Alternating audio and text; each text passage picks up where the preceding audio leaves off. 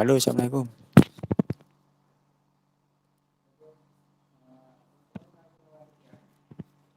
Waalaikumsalam, Pak. Ini yang lain atau anak Yakti numpak motor. Yakti kemana nih naik motor? Enggak, Pak. Rumah saya di pinggir jalan, Pak. Oh, Jadi rumahnya di pinggir jalan. Oh, iya. iya iya. Kayak kameranya so duduk ya. Kameranya dinyalakan yuk, udah dinyalakan yuk.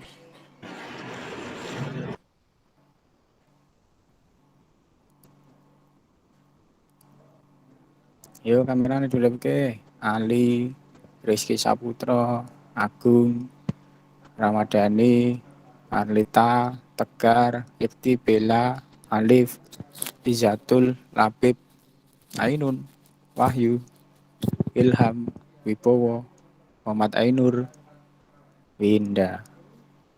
Yo, lagi wong 18 ya, lebih 17 yang aktif ya.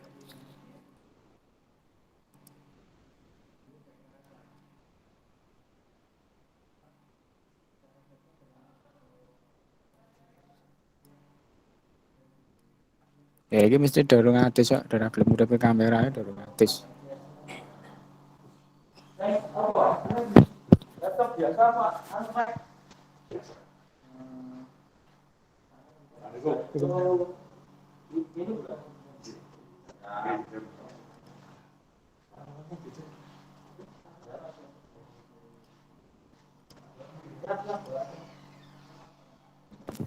Gimana? Ayo, kameranya ra dulu gedoan. Wah, dorong atis berarti.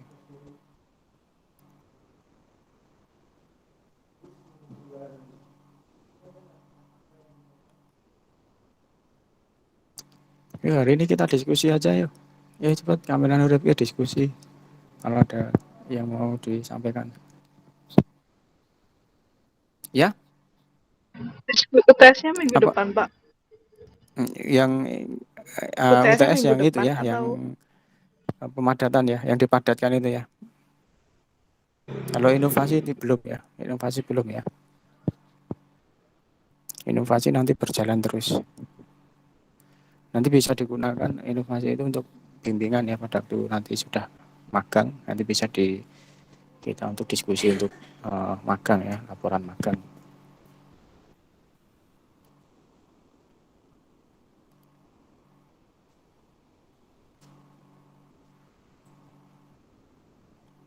Ayo, ada yang mau didiskusikan dulu.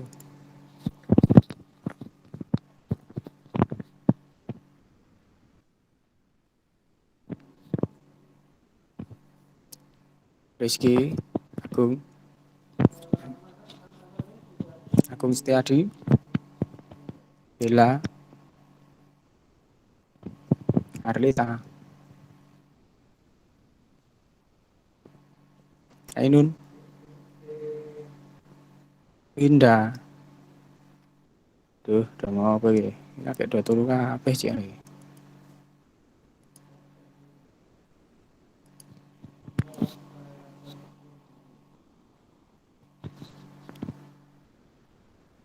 Halo, yang lain? Iki do aktif apa ora ta? Kok do meneng wae lho. Do meneng aktif, Pak? wae. Wis do ngomong lho.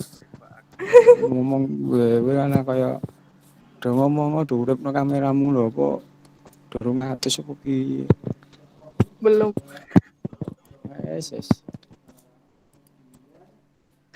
Winda ya wis ra kuwi adus sak prei. Winda aduse kok pisan tok sore tok wis ora adus. Halo ndak? Winda ya sak prei pandemi ra tau adus esuk. Aduse awan tok. Sore di mana?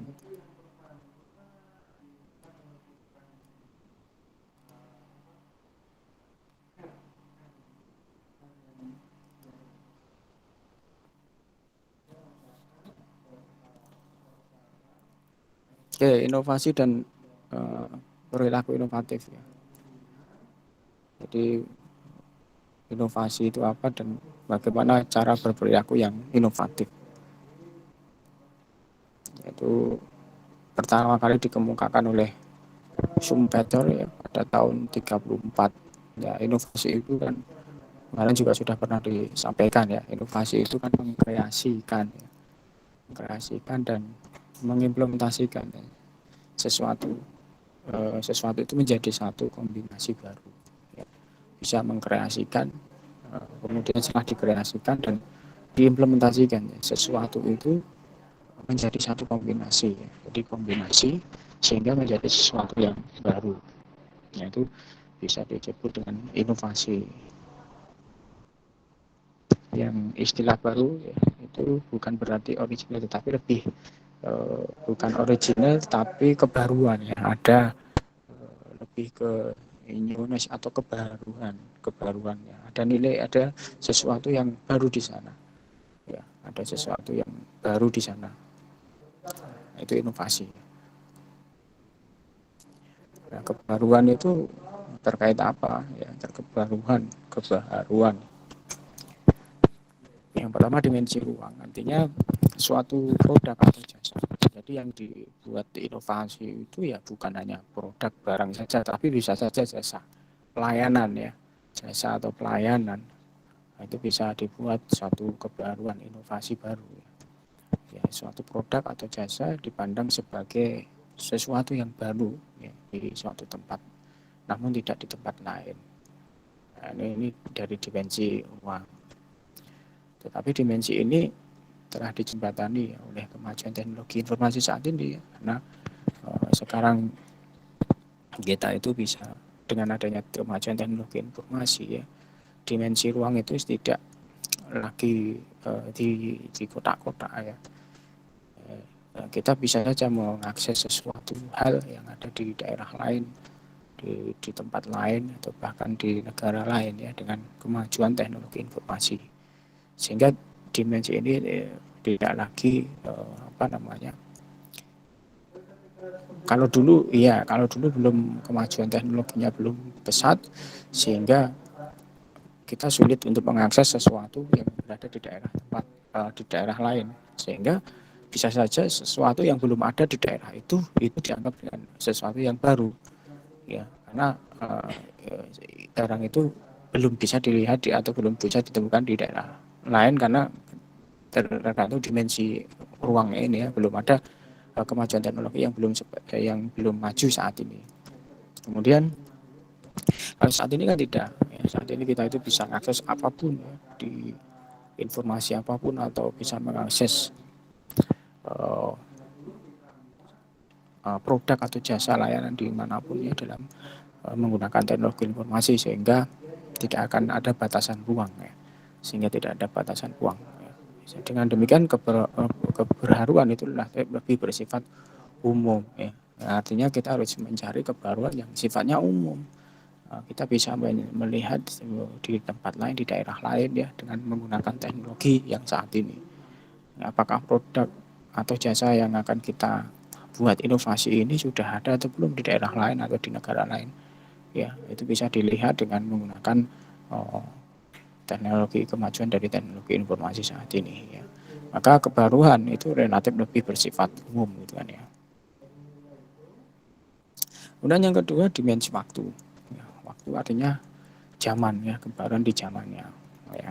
Misalkan itu ada contoh ya, Candi Borobudur itu ya merupakan bangunan kuno yang merupakan satu karya yang bersifat inovatif di zamannya ya, pada zaman dulu ya, pada zaman kuno itu kan Candi Borobudur itu inovatif ya, sesuatu yang baru pada waktu itu gitu kan ya, pada waktu zaman dahulu itu ya, Candi Borobudur.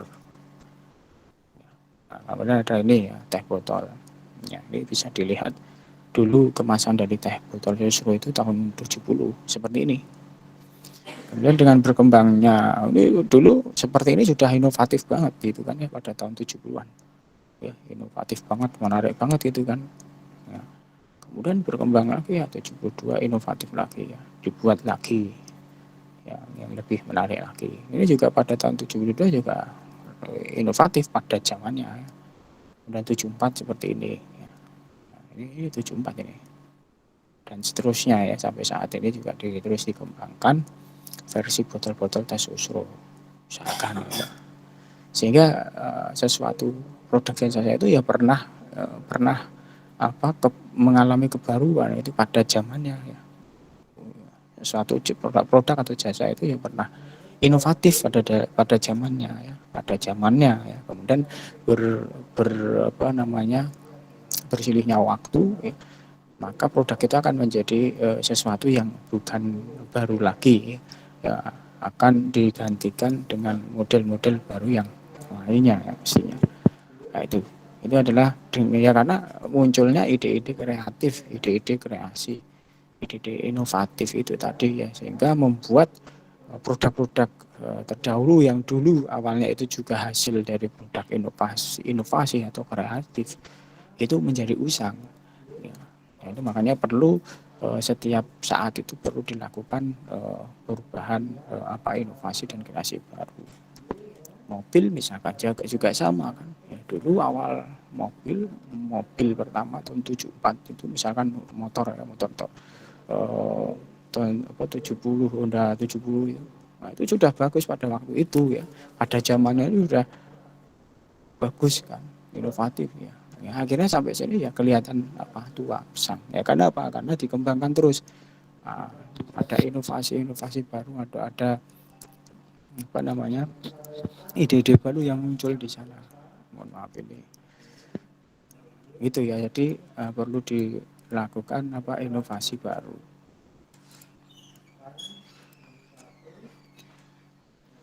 Kemudian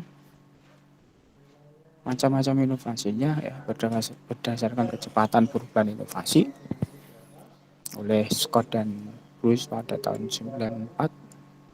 Inovasi radikal ini berskala besar ya. Ini inovasi yang berskala besar ya, kemudian dilakukan oleh para ahli di bidangnya. Ya, kalau ini karena skala besar dan dilakukan oleh para ahli di bidangnya, maka biasanya inovasi radikal ini dikelola oleh departemen ya, jadi departemen penelitian dan pengembangan biasanya ya, dalam suatu negara atau dalam suatu pemerintahan itu ada departemen penelitian dan pengembangan misalkan. Nah, itu yang dia membuat satu inovasi ya, inovasi baru. Inovasi radikal ini seringkali ya dilakukan di bidang manufaktur atau di bidang produksi barang ya, dan lembaga jasa keuangan misalnya. Nah, ini keuangan, ini inovasi. Kemudian ada inovasi inkremental. Ya, inovasi inkremental ini yang skalanya kecil. Ya, kalau yang radikal dari skala besar, kalau inkremental ini berskala kecil. Ya, biasanya dilakukan oleh semua pihak terkait. Ya. Ya, biasanya inovasi ini terlihat ya pada sektor kerja, misalkan knowledge intensive service. Ya, ini meliputi pengembangan ekonomi ya, administrasi, kemudian teknik, inovasi komputer masuk inovasi inkremental. Ya, inovasi inkremental berskala kecil dan dilakukan oleh semua pihak. Ya. Komputer itu kan banyak vendor yang membuat ya. Ya, Apple, ada HP, ada Toshiba dan seterusnya. Itu semua melakukan inovasi sendiri-sendiri kan. Semua pihak itu bisa melakukan sendiri-sendiri dan mengeluarkan produk misalkan netbook atau laptop ya dengan membuat inovasi sendiri-sendiri. Nah, kemudian itu adalah termasuk inovasi inkremental ya.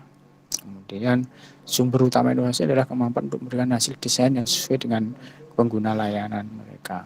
Nah, komputer misalkan ya didesain dari tampilan, desain dari fitur, tidak hanya dari hardware-nya ya, software-nya juga perlu dilakukan inovasi ya.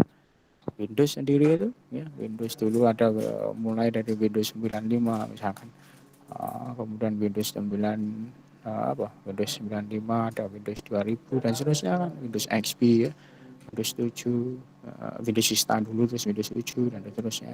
Ini inovasi kan. Ya, inovasi ya, memberikan desain yang sesuai dengan apa yang diinginkan oleh pengguna ya. Nah, ini inovasi yang terjadi setiap saat dan tidak terstruktur ya. Karena selalu melakukan desain yang melakukan desain, menambah desain ya, merubah atau melakukan inovasi baru yang tujuannya adalah untuk menghasilkan sesuatu desain yang sesuai dengan kebutuhan dari pengguna. Ya, itu. Nah, kemudian yang kedua adalah supplier domain service. Ini perdagangan retail ya. Kalau meliputi perdagangan retail misalnya, atau pelayanan pribadi misalkan potong rambut, itu juga perlu perlu inovasi loh. Kalau kita buka potong rambut ya seperti itu saja tanpa inovasi, ya tidak menarik gitu kan ya. Ini perlu sesuatu inovasi. Perdagangan retail ini juga perlu inovasi. Hotel apalagi, dan restoran. Ya. Hotel pada saat ini kan baru banyak yang mati ya karena pandemi ini, ya perlu inovasi nanti untuk menghidupkan lagi hotel dan restorannya ya. Sehingga perlu inovasi baru sehingga bisa menarik dari para customer yang akan menggunakan jasa atau menggunakan produk yang akan dijualnya. Nah, ini. Kalau berdasarkan fungsi ada dua inovasi itu ya, inovasi teknologi dan inovasi administrasi. Kalau teknologi ya kaitan dengan produk, ya. Ya, inovasi teknologi ya, produk yang kita bisa buat inovasi. Misalkan ya produk kan banyak macamnya ya. Jadi produk misalkan Anda membuat produk misalkan kok makanan ya, misalkan, atau produk software itu juga termasuk produk. Ya, sesuatu yang bisa dijual, bisa dipegang ya, bisa dibeli itu produk. Tapi kalau jasa ya, pelayanan itu sesuatu yang kita beli tapi pelayanan atau jasa yang kita rasakan. Misalkan tadi cukur potong rambut itu kan jasa pelayanan, atau yang lain ya yang jasa, atau yang proses produksi juga bisa ya, proses produksi atau manufaktur itu inovasi teknologi ya, kaitannya untuk menghasilkan itu. Kalau administrasi ya kaitannya dengan organisasi ya. Ini itu juga bisa yang dilakukan di perusahaan-perusahaan yang kaitannya dengan organisasi organisasional atau struktural dan sosial. Ini administrasi ya. Ternyata tidak hanya teknologi, tidak hanya produk, tidak hanya jasa yang perlu inovasi, administrasi pun juga perlu ada inovasinya ya. Ya, ini proses penyebaran adopsi inovasi ya. Nah, inovasi awalnya kan inovasi punya ide baru, inovasi kemudian diadopsi, kemudian difusi, dan kemudian diadopsi secara massal. Ini proses penyebaran adopsi dan inovasi yang kita, misalkan Anda punya inovasi ya, Anda punya inovasi, kemudian inovasi itu diadopsi, didifusi, kemudian baru diadopsi massal. Siapa yang golongan adopter ini ya, para perintis, pelopor, kemudian ada penganut dini atau penganut lambat, dan adopsi itu berproses ya, dan tidak terjadi dalam waktu sekonyong-konyong ya, karena merupakan proses perubahan perilaku ya. Ya, sehingga adopsi itu lebih tepat sebagai komunikasi persuasif karena tidak gampang inovasi yang kita hasilkan itu bisa secepat diadopsi oleh orang gitu kan ya. Perlu ini ya, perlu komunikasi secara persuasif agar inovasi yang kita miliki itu bisa diadopsi ya.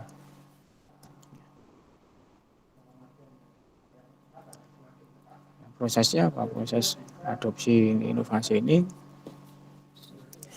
ya proses mental ya, adalah proses mental pada diri individu yang terjadi sejak pertama kali mendengar. Jadi, sejak pertama kali mendengar adanya suatu inovasi sampai individu itu mengadopsi inovasi itu secara penuh. Itu proses adopsi inovasi. Tahapnya adalah kesabaran ya, ada kesabaran, ada minat, evaluasi, mencoba, dan adopsi. Kesabaran ya, butuh kesabaran untuk bisa melakukan adopsi inovasi. Setelah kesabaran ya ada ketertarikan, ada interest, ada minat. Ada minat dari apa namanya, produk atau sesuatu yang inovasi tersebut, kemudian dilakukan evaluasi, kemudian setelah evaluasi dan dicoba ya. Kita mencoba trial, lalu yang kalau sudah trial baru dilakukan adopsi. Itu prosesnya, proses apa namanya, adopsi inovasi.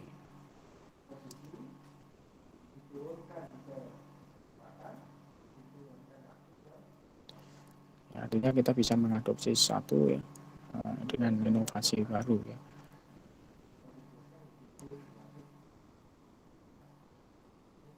Ya, orang itu bisa cepat apa namanya mengadopsi sesuatu inovasi itu bisa lama dan juga bisa cepat. Tergantung dari ciri-ciri yang mau diadopsi itu ya, inovasi yang akan diadopsi seperti apa. Ya, ini ada dua dimensi yang mendasari ya. Kreatif ya, kemarin juga sudah disampaikan kreatif. Kreatif ini kemampuan untuk mengembangkan ide baru ya. Jadi kalau orang itu biasanya kalau punya ide-ide baru ya, ini biasanya orang kreatif ya. Jadi berbeda ya dengan kompeten. Orang kompeten dengan orang kreatif itu beda. Kadang orang kreatif itu tidak ini ya kompeten, tapi orang kompeten belum belum tentu kreatif ya. Intinya beda. Kreatif itu biasanya orang itu yang suka punya ide-ide baru ya, suka mengembangkan ide-ide baru, yaitu keahlian kemampuan berpikir fleksibel dan imajinatif. Dan biasanya yang paling kuat adalah motivasi dalam diri, ya motivasi internal atau dalam diri, itu yang paling penting. Jadi itu orang kreatif itu ya orang yang memiliki kreatif, jiwa kreatif itu ya dia itu suka ya atau memiliki kemampuan untuk mengembangkan ide-ide baru atau apa namanya cara-cara baru ya. Biasanya keahlian atau berpikir ya, berpikir secara fleksibel, imajinatif ya, dan ada motivasi dalam diri atau motivasi internal. Ini yang dimensi yang mendasari dari apa namanya inovatif tadi. Kemudian pengambilan resiko. Ya, kemampuan untuk mendorong ide baru ini pasti akan ada rintangan ya. Tidak mungkin sesuatu untuk apa namanya tidak ada halangan atau tidak ada risiko. Ya, maka untuk kemampuan untuk mendorong, untuk menghasilkan, untuk mengembangkan ide baru itu pasti akan menghadapi rintangan. Ya, menghadapi rintangan yang ada ya, sehingga pengambilan resiko ini merupakan cara untuk mewujudkan ya, apa namanya ide dan kreatif ya, yang menjadi nyata atau realitas. Ya, jangan takut ya. Jadi biasanya orang kan kita takut ya, kalau mau mengambilkan apa namanya punya ide sebenarnya, tetapi untuk mewujudkan ide tersebut, untuk apa namanya mendorong ide baru tersebut itu takut ada resikonya. Maka harus mengambil risiko ya, menghadapi rintangan atau yang ada ya, harus mengambil resiko karena ini menjadi cara ya untuk mewujudkan ide atau kreatif yang baru tadi ya, ide baru atau kreatif ya tadi yang menjadi nyata atau menjadi realitas. Ini pengambilan resiko. Karena tidak ada kalau sesuatu itu tidak ada resikonya. Itu ya. Jadi kreativitas dan pengambilan resiko ini yang menjadi dua hal yang menjadi dimensi dalam waktu kita melakukan adopsi terhadap inovasi. Maka harus kreatif dan berani pengambilan resiko.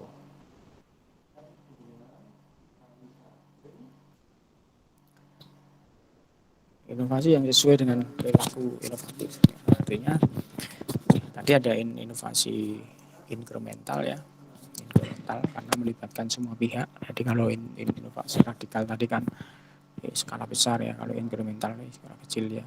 Jadi inkremental ini melibatkan semua pihak ya, sehingga sistem pemberdayaan itu sangat diperlukan.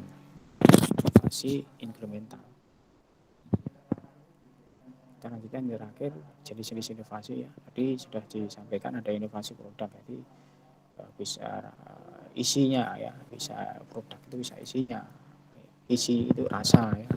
Udah kalau makanan ya rasanya, atau kalau barang itu kualitasnya dan lain sebagainya. Kalau isi, atau bisa inovasinya itu kemasan. Kemasan itu ya wadahnya, itu dibuat inovasi. Misalkan tadi yang teh botol tadi kan botolnya kan berarti itu kemasannya. Ya botolnya yang dibuat inovasi misalkan. Bisa saja isinya ya rasanya itu kan yang dibuat inovasi ya. Teh botol rasa melon ya. Nah, teh botol rasa anggur ya. Mendem ya. Teh botol rasa strawberry misalkan. Itu kan dibuat inovasi ya rasa. Itu kalau makanan ya, makanan atau minuman. Kalau produk kayak pakaian atau apa ya kualitas, warna misalkan dan lain sebagainya. Itu dibuat inovasi. Itu tempatnya, wadahnya. Ya. Kemudian yang kedua selain produk ya inovasi pemasarannya, ya cara memasarkannya, cara marketingnya itu dibuat inovasi. Ya. Ya, kalau inovasinya dulu marketing itu datang langsung ya dengan door to door, nah ini mungkin ada inovasi baru di bidang pemasaran yang tidak perlu marketing itu datang door to door ke ini ke mana ke pelanggan langsung. Sekarang kan eranya digital ya, penjualan online semua ya, mungkin pemasarannya ya melalui online ya. Nah, ini buat inovasi baru ya. Salah satu misalkan kalau kita ada customer membeli barang secara online yang melalui marketplace ya, membeli barang produk A misalkan atau baju misalkan ya, setelah mereka selesai melakukan transaksi ya, dengan setelah selesai melakukan transaksi maka ada penawaran baru misalkan ya. Nah itu dengan inovasi marketing ya, marketing kan melalui apa, melalui aplikasi, melalui sistem, tidak perlu lagi si marketing datang langsung ya, cukup melalui online marketingnya. Nah, ini inovasi ya. Ya buatlah inovasi bagaimana cara memasarkan produk tersebut atau marketingnya bagaimana. Kemudian yang ketiga inovasi proses ya, proses penciptaannya, proses produksi, teknologi pengemasannya misalkan, atau proses yang lain ya. Ini intinya prosesnya, kegiatannya, proses untuk menghasilkan produknya itu gitu misalkan ya. Tadi kalau produk kemudian memasarkan, kemudian ini prosesnya, proses untuk menciptakan produknya atau proses untuk pelayanannya misalkan. Ini perlu dilakukan inovasi. Kemudian inovasi teknikal ya. Ini kaitannya dengan desain misalkan ya. Kalau mau melakukan produksi pengemasan maka kan perlu dilakukan desain dulu ya, botol atau kemasan yang akan digunakan untuk mengemas produk itu perlu didesain. Nah itu perlu inovasi teknik desainnya ini ya, teknik desainnya ya, bagaimana cara mendesainnya lebih cepat, efisien, dan hasil desainnya juga menarik. Nah ini perlu dilakukan inovasi. Kemudian administrasi tadi ya, ini inovasi administrasi, penyimpanan data, cara penyimpanan data. Nah, ini perlu inovasi. Ya, kalau dulu data itu disimpan hanya ya kertas, disimpan di lemari misalkan. Sekarang eranya digital, bagaimana cara inovasi menyimpan data yang kita tidak perlu tidak perlu ada server di tempat kita misalkan. Banyak sekali kan yang menyediakan atau memberikan layanan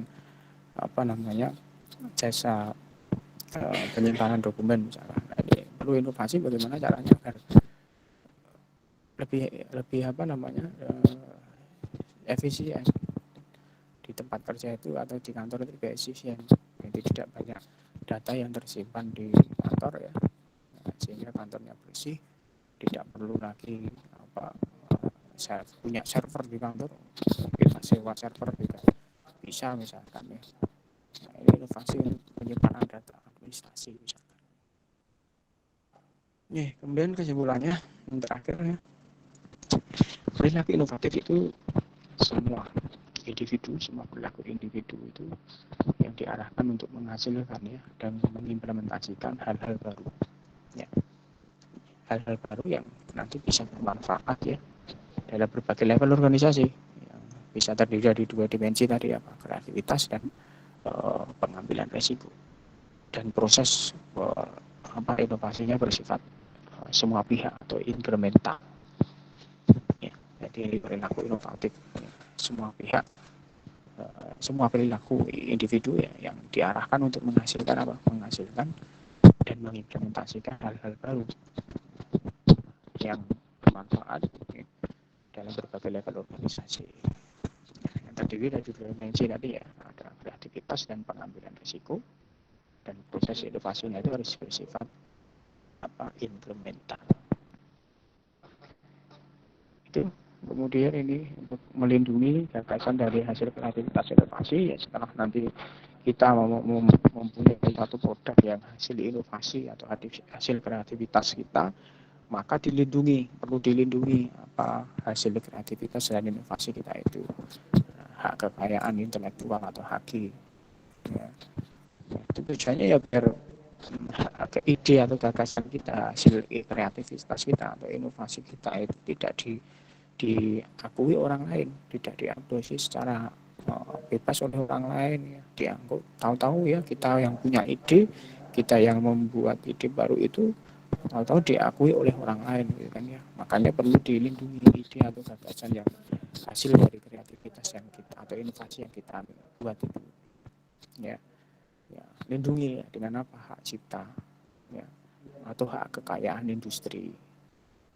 Itu ada paten, ada desain industri. Desain itu juga bisa hak paten kan ya. Kita punya desain baru, ya desain apa? Misalkan desain tadi ya, botol misalnya ada desain apa, itu bisa kita daftarkan, kita lindungkan hasil desain kita itu ya ke hak kekayaan industri.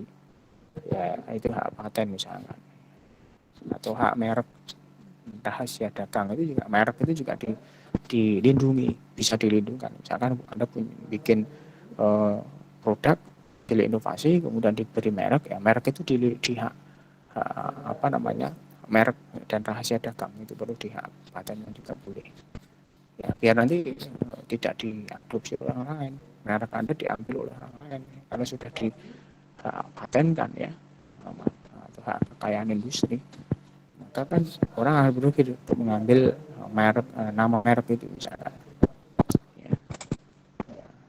Itu ya, jadi merek itu perlu untuk melindungi ya, di hasil dari gagasan atau ide baru atau hasil kreativitas dan inovasi yang kita hasilkan ya, agar tidak diadopsi secara bebas oleh orang lain atau diambil alih oleh orang lain karena kita tidak memiliki hak patennya. Ya itu ya, maka perlu penting itu kalau kita sudah menghasilkan sesuatu yang merupakan hasil inovasi baru dari diri kita, dari negara kita ya, baik kreativitas ataupun inovasi, sesuatu yang baru, entah itu berupa jasa layanan, entah itu berupa produk, itu bisa kita daftarkan, bisa kita lindungi ya, hasil hasil ide baru kita itu dengan hak cipta atau hak kekayaan industri ya. Itu ya, jadi langkahnya ya kalau hak paten ya langkah satu, tetapkan bahwa ditemukan dan benar baru gitu. Kalau kita mau mematenkan sesuatu ya pastikan bahwa produk atau desain atau metode itu juga boleh ya. Itu yang kita temukan itu memang benar baru ya, kemudian kita dokumentasikan produk atau desain yang kita temukan itu, baru nanti kita bisa mendaftarkan untuk mendapatkan hak paten. Itu kira-kira. Ada pertanyaan? Halo. Halo. Halo. Cik Joko Rumur ayo. Halo Pak. Menang gue, ayo ngomong dong. Ngomong oke, Luki. Wahyu Mulyo. Arlita. Iya Pak. Iya Wibowo. Iya Pak. Iya Pak. Tetangga. Belum ada Pak. Cik suaranya cik serak-seraknya pada rumahan. Sarapan sih. suaranya cek do cerak-cerak ini do lagi tangga turu. Gitu, Arleta. Gimana, Pak? Lagi tangga turu. Cah wedok lagi tangga turu iki. Ya ada pertanyaan enggak? Kaitannya ini materi atau yang lain juga boleh ditanyakan. Ada pertanyaan? Belum, Pak. Kaitannya KP juga boleh.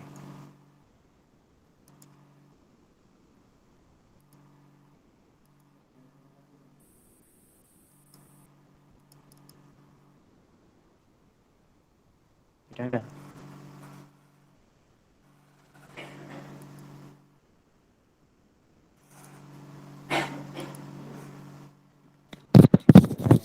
Kalau tidak ada nggih, Mas Agung?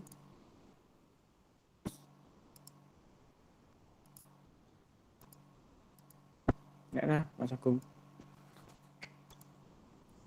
Hadir Pak, hadir.